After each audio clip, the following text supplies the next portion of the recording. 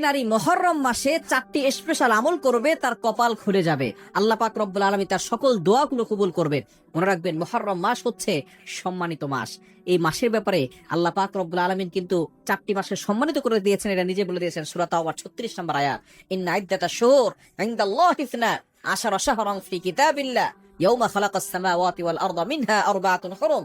4টি মাসকে আল্লাহ তাআলা সম্মানিত করেছেন। তার ভিতরে অন্যতম একটা মাস হচ্ছে মুহররম মাস। এই মাস দিয়েই আরবি মাস কিন্তু শুরু হয়। সুতরাং এই মুহররম মাস শুরু হয়ে গিয়েছে।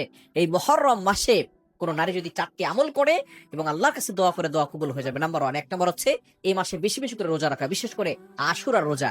নবী সাল্লাল্লাহু আলাইহি ওয়াসাল্লাম আশুরার রোজা মুহররমের 10 তারিখে 2টা রোজা রাখতেন, 9 তারিখ 10 তারিখ অথবা 10 11, আপনি 2টা রোজা রাখবেন।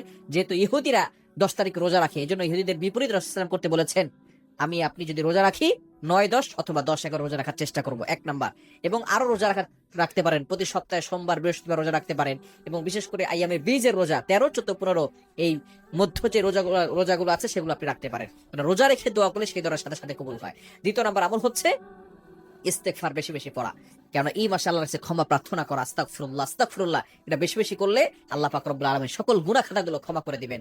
এবং 3 নম্বর আমল হচ্ছে দুরূদ শরীফ পড়া।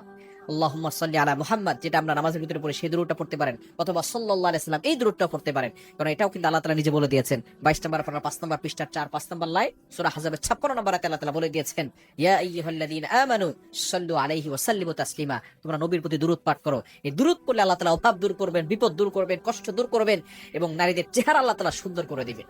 এজন্য দুরূদ শরীফের আমল 3 নম্বর। এবং 4 নম্বর হচ্ছে স্বামীর সাথে ভালো ব্যবহার করতে হবে। বেশি বেশি জিকির আজকার করবে, স্বামীর সাথে ভালো ব্যবহার করবে, তাহলে ওই নারীর সকল দোয়া আল্লাহ কবুল করবেন, সকল বিপদ দূর করবেন, সকল বালা মুসিবত দূর করবেন এবং ওই নারীর ভাগ্য আল্লাহ তাআলা পরিবর্তন করে দিবেন। এই মুহররমের মাসের উসিলায় আল্লাহ পাক রব্বুল আলামিন তার কপাল খুলে দিবেন।